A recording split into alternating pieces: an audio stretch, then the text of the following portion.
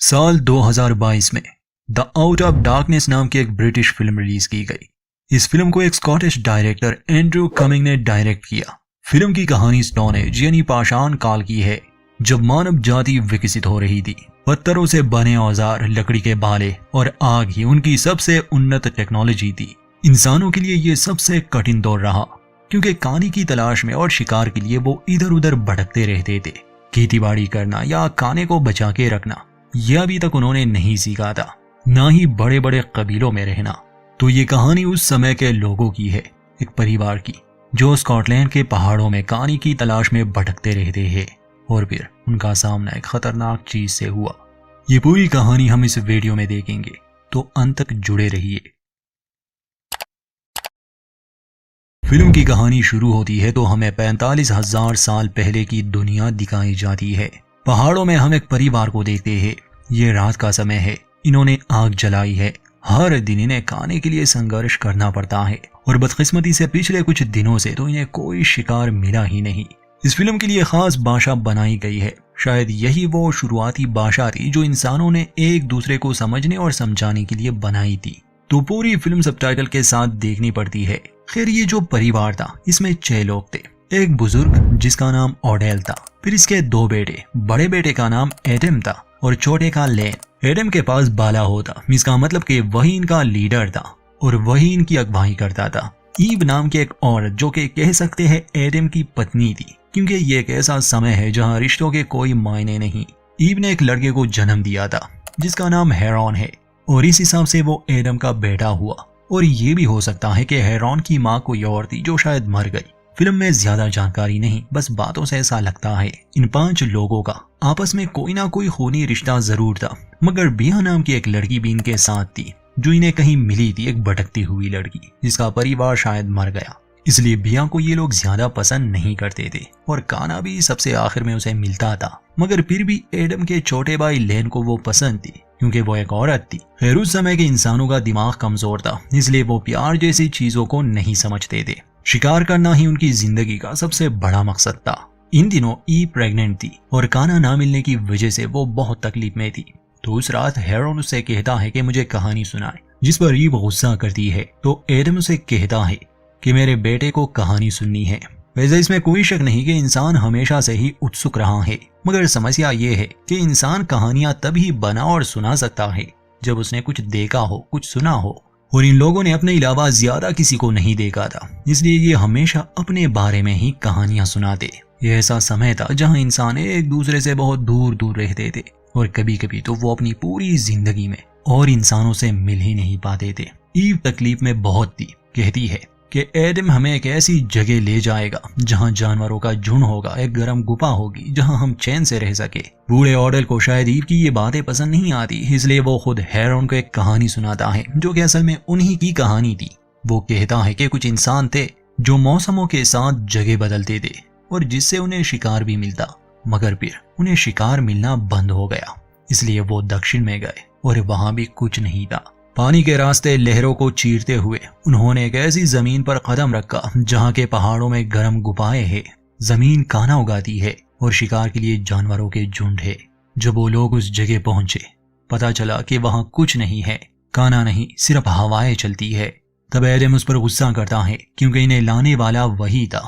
बूढ़ा ऑडेल कहता है कि यहाँ ठंड है, भूख है और ऐसे शैतान जो एडम से खतरनाक है। सभी के दिमाग में ये डरावनी बातें बैठ जाती है।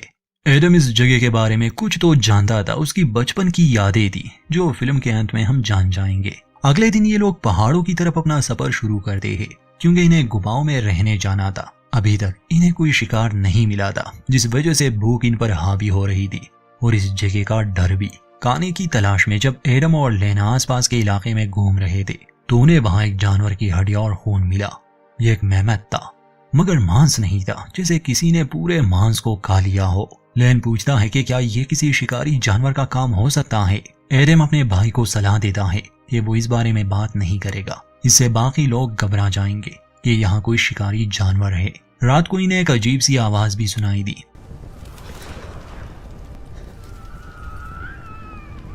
जो बिया को सबसे ज्यादा डरा देती है।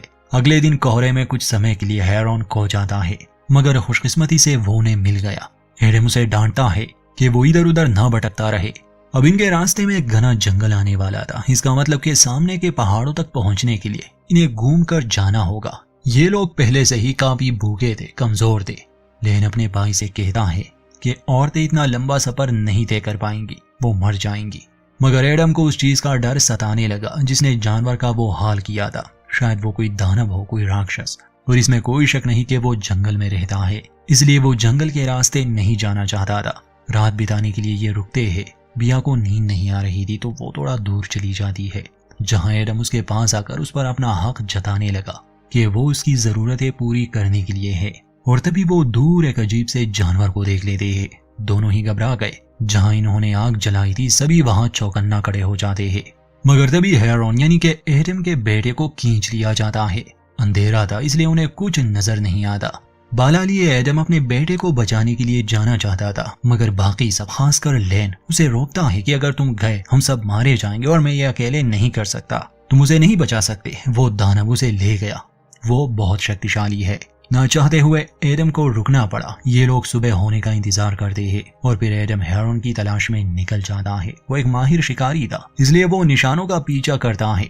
उसे हेरोन के कपड़े मिल जाते हैं जिस पर कोई काला पदार्थ लगा था मगर खून नहीं था, जिससे एडम अंदाजा लगाता है कि वो जिंदा है। वो जंगल की सीमा पर पहुंच गए, जिससे ये तो साबित हुआ कि वो दानव जंगल में ही रहता है। पहले वो जाना नहीं चाहता था, मगर अपने बेटे की खातिर वो पूरे परिवार की जान खतरे में डालकर उस जंगल में दाखिल हो गया। जंगल घना था और इनके लिए किसी भूल भुलैया से कम नहीं था। औरतें बहुत थक गई थी, चलना मुश्किल था और लेन भी कहता है कि जल्द अंधेरा होने वाला है, हमें कोई पनाहगाह ढूंढनी होगी। मगर एडम उसकी बात नहीं मानता। बिया भी और आगे नहीं जाना चाहती थी। वो लेन से मदद मांगती है मगर वो अपने भाई के पीछे चला जाता है। शाम होने से पहले ये एक ऐसी जगह पहुंचे जहां ढेर सारी हड्डियां थी और खून के निशान। सामने ही एक पत्थर था। लग रहा था जैसे ये उस राक्षस के खाने की जगह हो। ये सब देखकर इन लोगों पर एक अजीब सा डर हावी होने लगा और फिर एक तेज आवाज जो इनके होश उड़ा देती है। इसका मतलब कि वो राक्षस कहीं आस पास ही है। एडम सभी को कहता है कि भागो। सभी जान बचाकर भागने लगे। उस जगह से ये काफी दूर आ जाते हैं मगर अब अंधेरा हो रहा था। बिया आग जलाने की कोशिश कर रही थी। डर की वजह से वो आग नहीं जला पा रही थी। काफी कोशिशों के बाद वो आग जलाने में सफल रही। बूढ़ा ऑडेल बिया को ही दोष दे रहा था कि ये शैतान भटकती हुई लड़की की वजह से यहाँ आया होगा, ये इसी की गलती है। रात को ये लोग आग के चारों ओर खड़े थे और जंगल का घना अंधेरा इन्हें डराने के लिए काफी था। आवाजों से ये अंदाजा लगाते हैं कि वो राक्षस कहीं आसपास ही है। एडम अपना बाला पहनता है मगर उससे कोई फायदा नहीं। फिर वो आसपास देखने के लिए गया, अपने परिवार से थोड़ा दूर। अचानक उस पर हमला होता है। जिसने हमला किया वो चीज हमें नहीं दिखाई जाती, ना ही ये कि एडम पर हमला करने के बाद उसने क्या किया। मगर काफी समय गुजरने के बाद जब वो लौट के नहीं आता तो उसका भाई उसे ढूंढने गया। एडम उसे मिल जाता है मगर जख्मी हालत में, वो भी बहुत बुरी तरह। वो दर्द से तड़प रहा था। ये भयानक मंजर देखकर ईव को कुछ होने लगा। वो बार बार लेन से कह रही थी कि कुछ करो कुछ करो। वो कुछ नहीं कर पाता, ना ही बूढ़ा ऑडेल। इसलिए हिम्मत करके बिया एडम के सीने में वो नोकीला पत्थर घुसा देती है जो वो अपनी सुरक्षा के लिए रखती थी। ऐसा उसने इसलिए किया क्योंकि एडम दर्द से तड़प रहा था और दर्द से मुक्त करने के लिए यही एक रास्ता था इनके पास। ईव गिर जाती है और उसे कुछ होने लगा। ये देखकर बिया कहती है कि हमें खाने की जरूरत है। मजबूरन ये लोग एडम का ही मांस खाने लगे, क्योंकि अगर ये ऐसा ना करते तो राक्षस से पहले भूख ही ने मार दी थी। एक बात बिया को अजीब लगी, वो ये कि राक्षस ने एडम को खाया क्यों नहीं। ऑडेल कहता है कि वो हमें सजा दे रहा है, हम उसके इलाके में आए, हमें बदले में उसे कुछ देना होगा, कोई बलि। अपने भाई की मौत और फिर उसे खाने के बाद लेन काफी बदल गया। बिया को वो जिस नजर से देखता था अब ऐसा नहीं था। बूढ़ा ऑडेल लेन को वो बाला थमा देता है, कहता है कि अब से परिवार की सुरक्षा की जिम्मेदारी तुम पर है, तुम ही हमें इस जंगल से निकालोगे, तुम ही हमारी रक्षा करोगे। अब ना चाहते हुए लेन को वो बाला लेना पड़ा। सुबह होती है। अब इन लोगों को इस जंगल से निकलना था मगर ये आसान नहीं था। अगले दिन लेन अपनी पूरी कोशिश करता है कि उसे जंगल से बाहर निकलने का कोई रास्ता मिल जाए, मगर अफसोस के चलते चलते ये लोग काफी थक गए। ये एक जगह रुकते हैं क्योंकि इन्हें वहां एक लाश नजर आई। लाश का कुछ हिस्सा गायब था, शायद ये एडम था। तब ऑडेल आगे आता है और कहता है कि तुम हमें इस जंगल से नहीं निकाल सकते, इसलिए अब मेरे हिसाब से ये करना होगा। सभी बिया की ओर देखने लगे। ऑडेल कहता है कि वो राक्षस तुम्हारी गंध की वजह से यहाँ आया और अब हमारा पीछा कर रहा है। हालांकि ये सब ओरेल की मनगढ़ंत कहानियां थी, मगर कम जानकारी और अकल कम होने की वजह से बाकी सबको भी यही लग रहा था। इसलिए वो बिया को पकड़ लेते हैं। वो उसकी बलि देना चाहते थे ताकि वो राक्षस इसे ले जाए और इनकी जान बख्श दे। अपने आप को बचाने के चक्कर में वो लेन को एक लात मार देती है, जिससे उसका सर एक पत्थर से टकरा जाता है। कुछ समय के लिए वो बेहोश रहा। ईवो और ओरेल बिया को लिए उस पत्थर पर ले आते हैं जहाँ ढेर सारी हड्डियां थी। ओरेल जोर जोर से चिल्लाने लगा कि आ जाओ और इसे ले जाओ। वो उस राक्षस को पुकार रहा था, मगर ओरेल यहाँ भी नहीं रुकता। वो जानवर के सींग से ईव पर भी हमला करता है, जिससे वो बुरी तरह घायल हो गई और मरने लगी। शायद उसने ईव को इसलिए मारा क्योंकि वो प्रेग्नेंट थी और उसकी वजह से उनकी रफ्तार धीमी हो रही थी। बिया को मौका मिल जाता है तो वो ओरेल को पैर से पकड़कर नीचे गिराती है, जिससे उसकी पैर की हड्डी टूट गई और वो वहीं पड़ा रहता है। बिया वहां से भाग जाती है। कुछ घंटे बाद जब लेन को होश आया तो वो अपने परिवार को ढूंढने निकला।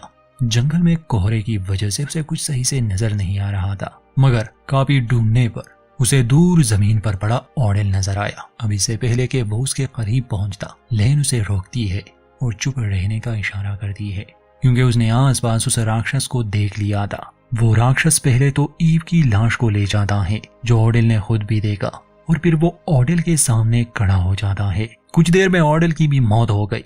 बिया लेन को चारा बनाकर उस राक्षस को अपने जाल में फंसा लेती है, और जैसे ही वो उस पर हमला करती है, इस कहानी के एक बड़े राज से पर्दा हटता है कि असल में वो कोई राक्षस नहीं था, बल्कि एक नियंदरताल औरत थी। ये इंसानों की एक अलग प्रजाति हुआ करती थी, होमो नियंदरताल, जैसे कि हमें होमो सेपियन कहा जाता है। और सिर्फ यही दो प्रजातियां नहीं थी, बल्कि और भी थी, मगर समय के साथ वो विलुप्त हो गई और जिंदा रहे सिर्फ होमो सेपियन। ये जो समय है, इसमें नियंदरताल सबसे ज्यादा होशियार माने जाते। उनका दिमाग भी होमो सेपियन से बड़ा था। कह सकते हैं कि ये नियंदरताल ही यहाँ यूरोप और एशिया के कुछ इलाकों पर राज करते थे। इनके मुकाबले होमो सेपियन कमजोर थे। इस नियंदरताल औरत को देखकर बिया पीछे हट जाती है, क्योंकि ये भी तो उन्हीं की तरह इंसान थी। खैर, ये नियंदरताल औरत एक तेज आवाज निकालती है और फिर भागने लगी। ये दोनों भी उसके पीछे पीछे भागने लगे, क्योंकि वही ने यहाँ से निकाल सकती थी। ये लोग जंगल से निकल आए। बिया भी उस औरत का पीछा कर रही थी, मगर लेन तक चुका था। वो रुक जाता है और बिया को भी रुकने का कहता है। बिया उस औरत को जाते हुए देख रही थी। कुछ देर बाद वो लेन के पास आकर कहती है कि मुझे उसके पैरों के निशान मिल गए हैं, हमें उसके पीछे जाना होगा। लेन कहता है कि क्या फायदा, वो कोई राक्षस नहीं है, वो भी तो हमारी तरह है। मगर बिया कहती है कि नहीं, वो हमारी तरह नहीं है, वो गुफाओं में रहते हैं, हमें भी किसी पनाहगाह की जरूरत है, वरना हम मर जाएंगे। लेन पूछता है कि अगर गुफाओं में और भी हुए तो बिया जवाब देती है कि वैसे भी हम मरने वाले हैं, हम वहां जाएंगे, रुकेंगे नहीं, हमें उनकी जगह को हथियाना होगा। लेन कहता है कि अब मुझसे ये सब नहीं होगा, मैं वापस जाना चाहता हूँ। मगर बिया उसे समझाती है कि अब वापस जाने के लिए कुछ नहीं बचा, अगर हमें जिंदा रहना है तो हमें ये करना ही होगा। तब लेन बिया से पूछता है कि क्या तुम्हें डर नहीं लगता? तो बिया रोते हुए जवाब देती है कि डर लगता है, मगर मैं जीना भी तो चाहती हूँ। बाले लिए ये दोनों उन गुफाओं में जाते हैं, जहाँ बिया का सामना एक नियंदरताल आदमी से हुआ। ये उस औरत का ही साथी था। ये आदमी बिया पर हमला करता है और उसका गला दबाने लगा। उस समय लेन गुफा के दूसरे हिस्से में था, इसलिए वो समय पर बिया को बचाने नहीं आया। मौका मिलते ही बिया उस आदमी के गले में वो पत्थर घुसा देती है, जिससे वो आजाद हो गए। फिर भाला लिए वो उसे मार भी देती है। बिया आगे बढ़ती है। जब लेन वहां आया तो देखा कि बिया ने एक आदमी को मार दिया है। उस नियंदरताल से लड़ते समय बिया का एक हाथ भी टूट चुका था। गुफा में और आगे जाने पर उसे वहां हेरोन मिल जाता है, जो अभी तक जिंदा था और सही सलामत। हेरोन अपने पिता के बारे में पूछता है। अभी से पहले कि बिया हेरोन को वापस से निकाल पाती, वही औरत आ जाती है। उसके हाथ में पत्थर का बना हथियार भी था। बिया उससे लड़ने के लिए तैयार थी, हालांकि वो काफी घबराई हुई थी। मशाल हाथ में लिए वो उसे डराने की कोशिश कर रही थी, मगर तभी लेन उन्हें ढूंढते हुए वहां पहुंच गया। वो हैरानी से हेरोन और इस औरत को देख रहा था, और तभी वो औरत लेन पर हमला कर देती है और उसे बुरी तरह से मारने लगी। बिया वहां पड़े जानवरों के काल को आग लगा देती है।